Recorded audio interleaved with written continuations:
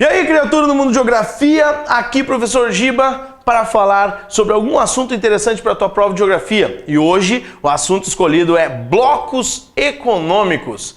Exatamente isso, um assunto extremamente importante no processo de globalização que a gente vai desvendar agora aqui no Mundo Edu.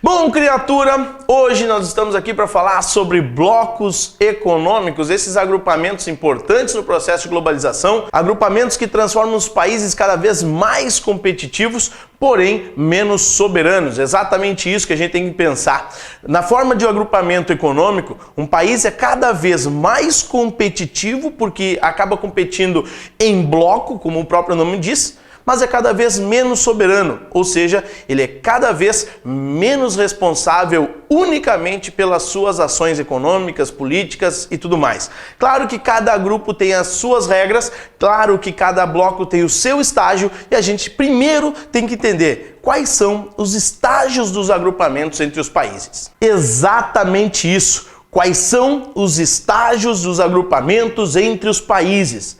Na verdade, é fundamental que a gente entenda em que ponto cada país está, que ponto cada bloco se encontra, porque aí a gente entende quais são as características desses agrupamentos. Criatura, as relações entre os países, na verdade, representam relações entre pessoas. Se você entender um pouquinho das relações entre as pessoas, você vai conseguir entender tranquilamente a relação entre os países. Basicamente, nós temos 4 formas de agrupamento: zona de livre comércio, união aduaneira, mercado comum, união econômica e monetária. Estão na sequência, exatamente isso, estão na sequência. A forma menos integrada é a zona de livre comércio e a forma mais integrada, união econômica e monetária. Bom, fica difícil para ti, né, criatura, lembrar desses nomezinhos? Agora não ficará mais. Você vai relacionar isso aqui com os relacionamentos entre pessoas. Do relacionamento menos intenso ao relacionamento mais intenso e integrado.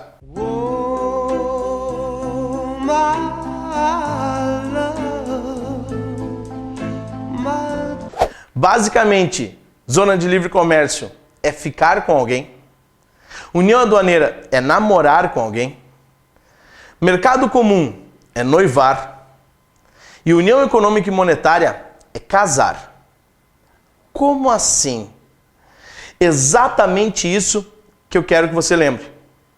A zona de livre comércio, que é basicamente o primeiro estágio do agrupamento econômico, é como ficar com alguém. Quando você fica com alguém, você não tem compromisso. Há uma relação entre as duas partes, mas não há fidelidade. Eu me relaciono com você, imagine que agora eu esteja ficando com você. No, God! Imagine que agora eu esteja ficando com você. A gente tem uma relação, mas não há cobrança de fidelidade. A forma com que eu me relaciono com outras pessoas é do meu interesse e não é do seu interesse. Aí você deve pensar, e o que isso tem a ver com blocos econômicos? Basicamente, zona de livre comércio vai funcionar quando os países reduzem as taxas alfandegárias entre si, mas não existe uma unificação das taxas com as nações de fora dos blocos. Por exemplo, hoje o grande bloco econômico que está na situação de livre comércio é um bloco chamado NAFTA, formado entre Estados Unidos, Canadá e México. Entre eles, existe uma relação de redução de taxas alfandegárias. Mas a forma com que o México se relaciona com a China, ou os Estados Unidos se relacionam com a China, que não faz parte desse bloco, não é de interesse do seu parceiro de bloco. Os Estados Unidos ficam com o México, podem ficar com a China e o México não precisa se meter. Inclusive, os Estados Unidos criaram esse bloco para que ele chegasse no máximo à zona de livre comércio, ou seja, liberar o comércio, derrubar as taxas. Mas aí é o máximo que os Estados Unidos querem chegar. Os Estados Unidos são vida louca, os Estados Unidos, ele quer pegar geral. Os Estados Unidos pega, mas não se apega. Os Estados Unidos tem vários parceiros comerciais, mas para cada um tem uma regra diferente. Os Estados Unidos gostam de ficar, mas não gostam de compromisso mais sério. A segunda forma de agrupamento é a união aduaneira, que além de liberar o comércio, vai criar regras com as nações de fora. Exatamente isso. Nós temos aqui um namoro.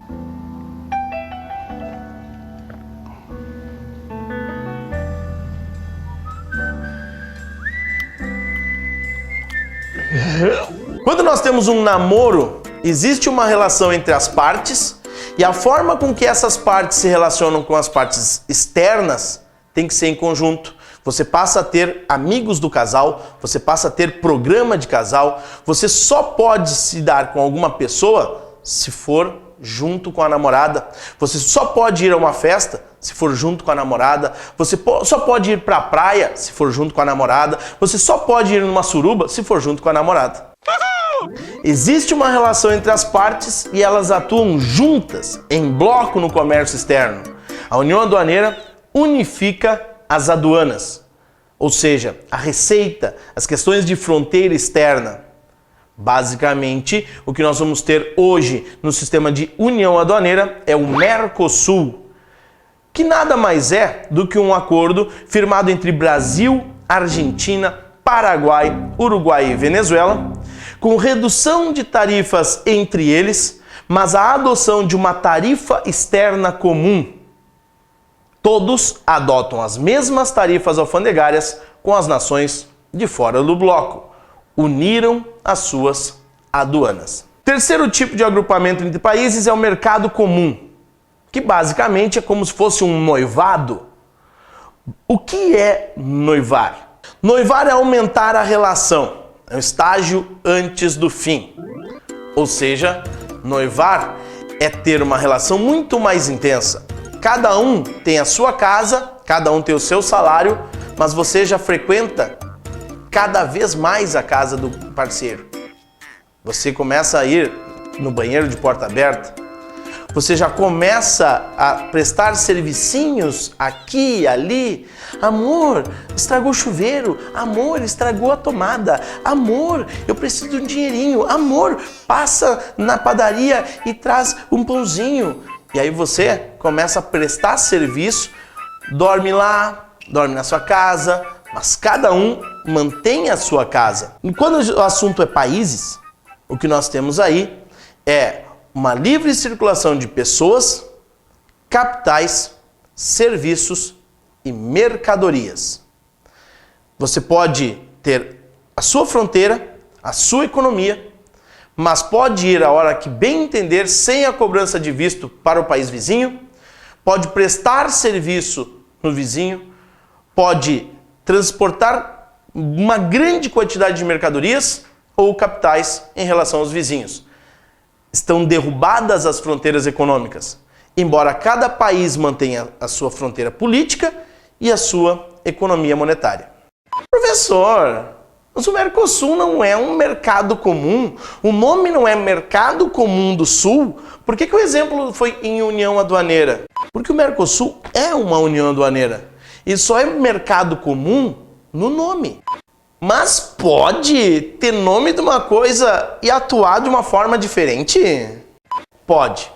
Eu, inclusive, conheço várias pessoas que, quando o assunto é relacionamento, usam um nome diferente da forma com que atuam. Essa vai ter volta. E por que o mercado comum do Sul, o Mercosul, não é um mercado comum? Justamente porque ele não tem a livre circulação de mercadorias, capitais, serviços e pessoas. Ele atua como um mercado comum com uma tarifa externa, ou seja, unificou as aduanas, União Aduaneira. Você pode pensar, então o Brasil namora com a Argentina, Paraguai, Uruguai e Venezuela? Sim. E você pode pensar, o Brasil tem intenção de noivar? Não. Por que não? Porque o Brasil, noivando com esses caras, vai destruir a economia desses caras e vai destruir a própria economia, já que são parceiros muito abaixo da economia brasileira. O Brasil precisa de uma redução de tarifas, adotar a mesma tarifas dos vizinhos, mas até aí tá bom. Mais integração do que isso pode ficar ruim. Nem todo namoro tem intenção de se transformar em noivado. Fica de olho nesse cara que está contigo. E a última forma de agrupamento entre os países é a União Econômica e Monetária, que nada mais é do que um casamento.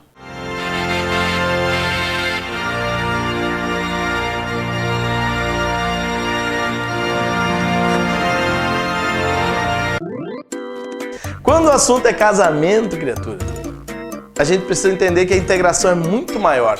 Você já não tem a sua casa e o seu salário. Existe uma casa da família, uma fronteira da família, uma economia da família. E quanto mais desenvolvidos os membros, mais desenvolvido é o bloco. O que não pode é um desses membros estar endividados. Esse é o problema da União Europeia. A União Europeia hoje é o único bloco que se encontra na situação de união econômica e monetária. Porque além de todas as vantagens do mercado comum, como a livre circulação de mercadorias, pessoas, capitais e serviços, ainda adota a mesma moeda, o euro. Nós temos ali as partes desse casamento extremamente desenvolvidas. A Alemanha, a França, o problema é que a Itália vem se endividando, a Espanha vem aumentando o desemprego, Portugal é velho e desempregado, a Grécia não cresce, praticamente não acrescenta muita coisa. Tem alguns novos membros, alguns filhos de criação que estão chegando, que não acompanham o mesmo desenvolvimento. E existe uma intenção de adotar uma vizinha mais ou menos pobre, bonitinha, mas mais ou menos pobre, que é a Ucrânia. O problema é que a Ucrânia é filha de um vizinho alcoólatra e armado, a Rússia. Aí começa o problema geopolítico desse bloco. O casamento é bom, senhores. Sim, o casamento é bom. Mas as crises do casamento são sempre mais intensas do que as crises dos namoros ou dos noivados. Cuidado! O que a União Europeia vive hoje é um casamento em crise. Dá licença agora que minha novela vai começar. Pera. Há quantas novelas sobre casais em crise resistem ao relacionamento? Me diz. Então a ideia é essa, criatura. Os países se agrupam em zona de livre comércio, criando relações, mas sem um compromisso mais forte. União aduaneira, aumenta um pouquinho o compromisso, mas cada um mantém as suas regras em relação a pessoas, serviços, capitais. Aumenta liberando para pessoas, capitais, serviços e mercadorias, mercado comum, até unificar a política monetária, União Econômica e Monetária. É ficar, namorar, noivar e casar. A segunda parte da nossa aula de hoje é entendermos alguns blocos econômicos. E aqueles blocos econômicos que podem aparecer na sua prova, na verdade são três os mais importantes: a União Europeia, o NAFTA e o Mercosul. Vamos começar pelo bloco mais integrado que existe, que é a União Europeia. Bom, criatura, a União Europeia foi criada na década de 50, não com o nome de União Europeia. Em 1951 foi criado um grupo entre 6 países com o nome de SECA, Comunidade Europeia do Carvão e do Aço. Existia aí uma livre circulação de carvão mineral e aço entre Alemanha, na época só Alemanha Ocidental, França, Itália, Bélgica, Holanda e Luxemburgo, chamados Benelux.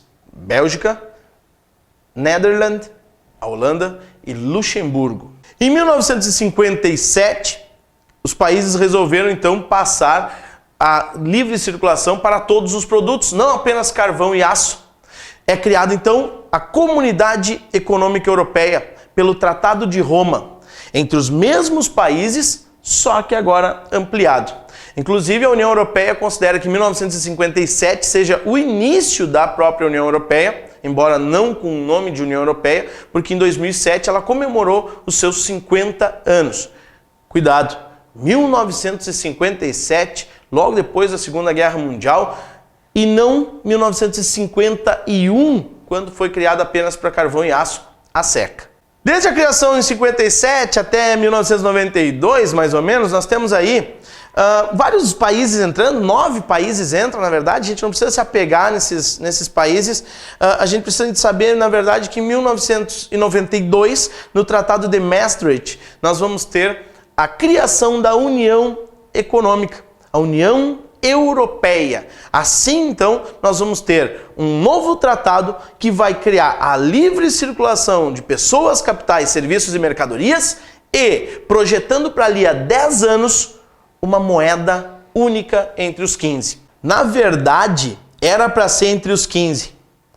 Em 1999, quando criaram o euro, a moeda única, para que fosse adotada de maneira unificada a partir de 2002, alguns países optaram por não adotar, participavam da livre circulação de mercadorias, capitais, serviços e pessoas, mas não adotavam a mesma moeda. Quem não adotou a mesma moeda? Dos 15 primeiros, o Reino Unido, a Dinamarca e a Suécia. Esses não adotavam o euro, ainda não adotam o euro por opção própria, por uma questão de soberania nacional. Nesse período, logo depois de 1992 até os anos 2000, alguns países que não tinham o mesmo desenvolvimento econômico, como Portugal, Espanha, Irlanda, Grécia, acabaram gastando muito para tentar estabilizar suas moedas, caso que mais tarde vai se transformar na crise dos PIGs. Portugal, Itália, Irlanda, Grécia e Espanha. Crise essa que já está sendo contornada, mas com sérios problemas estruturais, como o aumento do desemprego e o aumento das dívidas públicas desses países. Cuidado, porque essa crise mundial, ela, embora seja de 2012, gerada por uma crise que começa nos Estados Unidos em 2008, ela na verdade é um reflexo da péssima estrutura econômica desses países durante a década de 90. Gastos exorbitantes que acabaram gerando poucas reservas financeiras, um pequeno crescimento econômico, principalmente da Grécia, que acabou se contaminando em outros países do continente europeu. Eu não vou ficar aqui falando todos os países da União Europeia, até porque hoje ela tem 28 países. Se você quiser ver quais são os países que compõem o bloco, dá uma olhada no nosso material de apoio aí no site, porque na verdade, gente, o que eu tenho que entender é que a União Europeia é um grande bloco de países e não me deter em cada país que participa do bloco. Eu tenho que entender, por exemplo, que em 2004 entraram 10 membros novos. Sendo que desses 10 novos membros, 8 eram socialistas até a década de 90, até o início da década de 90. Países que inclusive pertenciam à União Soviética, como Letônia, Lituânia e Estônia. Países que não têm o mesmo desenvolvimento de uma Alemanha, de uma Dinamarca, de uma França, de uma Itália. E isso acaba gerando algum problema. Isso acaba gerando uma heterogeneidade muito perceptível nos países europeus. Em 2007 entram mais 2 membros, também ex-socialistas. Em 2013 nós tivemos a entrada do último membro, a Croácia, que também era socialista, que fazia parte de um país chamado Iugoslávia. Hoje, então, nós temos 28 membros. Desses 28 membros, 17 adotam o euro. Exatamente isso. Dos 28 membros do bloco europeu, 17 adotam a moeda única. 11 optam apenas pelo mercado comum. A livre circulação sem a política monetária. E aí, criatura, eu quero que você lembre desse nome aqui. Tratado de Schengen. Na verdade, esse é o tratado que permite a livre circulação de pessoas, que cria a política de imigração europeia. Nem todos os países da União Europeia assinaram o Tratado de Schengen, assim como nem todos que assinaram fazem parte da União Europeia. Esse é um acordo criado na década de 80 e que, na verdade, ele é anterior a essa relação econômica intensa de moeda única da União Europeia. É um acordo de migração, é um tratado sobre imigração que passa a ser um acordo europeu. Quer saber quais são os países que fazem parte desse acordo? Quais são os países que adotam o euro? Dá uma olhadinha no nosso material de apoio. Então, para que eu não fique aqui somente falando coisas que talvez não apareçam na sua prova. Um outro bloco econômico que a gente tem que falar é o NAFTA, o Tratado de Livre Comércio da América do Norte, firmado em 1994 entre Canadá, Estados Unidos e México. Livre comércio. Apenas redução de taxas para as mercadorias. Não há livre circulação de pessoas. Não esqueçam disso. Tanto que entre os Estados Unidos e o México existe um muro para impedir a migração ilegal. Criatura, eu quero que você lembre que nesse acordo entre esses três países nós temos os Estados Unidos com muito mais capital, com muito mais tecnologia e com um grande mercado consumidor. O Canadá tem importantes minérios, tem petróleo, tem ferro. O México tem ferro, tem muito petróleo e tem mão de obra muito barata.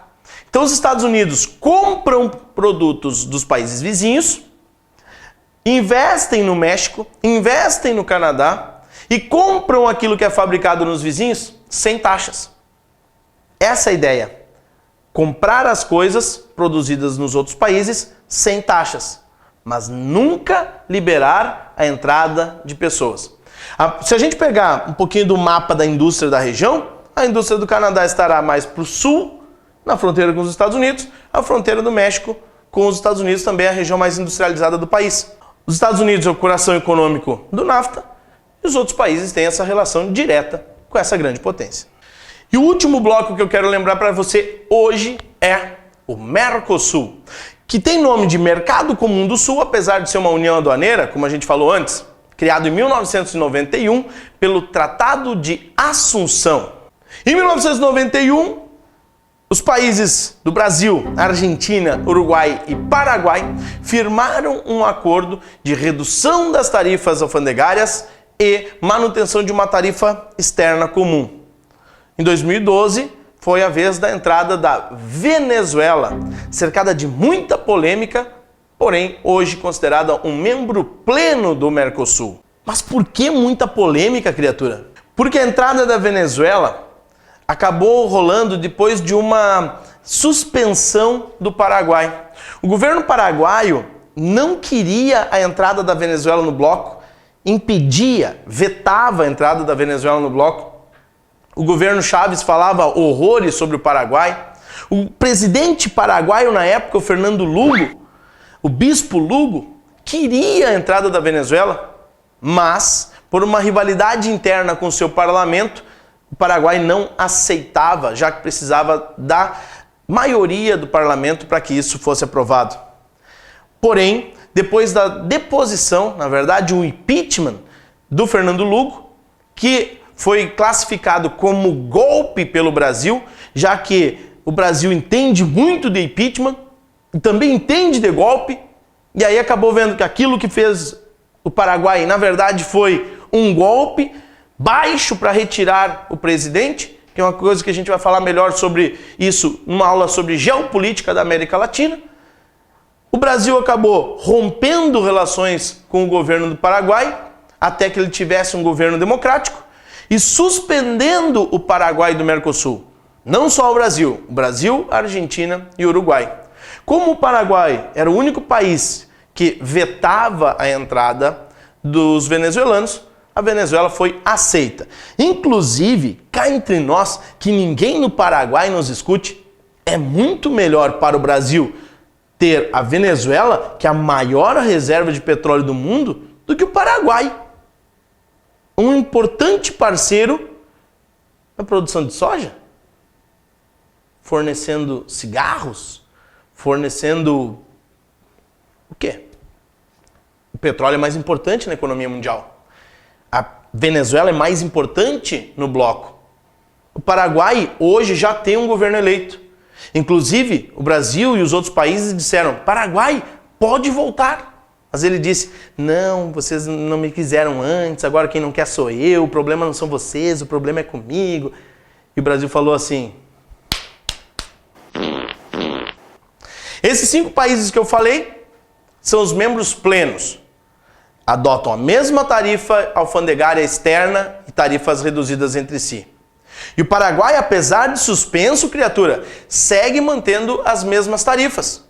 O que acontece é que ele está suspenso do direito a voto, mas segue trocando no seu comércio com os países da mesma forma que sempre manteve. Existem também países chamados de membros associados, que são os outros países da América do Sul, com exceção das Guianas. Chile, Equador, Bolívia, Colômbia e Peru. Com esses, o bloco tem redução de tarifas, ou seja, livre comércio, mas não há a união aduaneira. É aquilo que eu falava antes.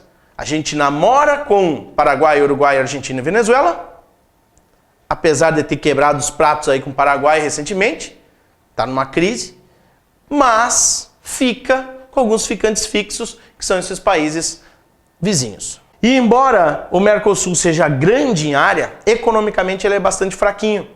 E o Brasil, embora tenha uma grande importância na América Latina, acaba buscando parceiros internacionais, como por exemplo a União Europeia, os Estados Unidos, mas principalmente o hoje principal parceiro econômico do Brasil, a China. E aí a ideia do Brasil de fortalecer o intercâmbio entre os BRICS. Mas BRICS é para uma outra aula, BRICS é para um outro momento, é para um próximo vídeo. Por enquanto, o que a gente precisava falar sobre blocos econômicos é isso. As formas de agrupamento, as relações entre os países e os 3 blocos que podem aparecer na sua prova. Não os únicos, mas os principais na hora da sua prova. Certo, criatura? Foi uma grande satisfação ter participado nesse vídeo e em tantos outros vídeos do teu processo de aprendizado. Até um próximo momento. Até a próxima. Tchau!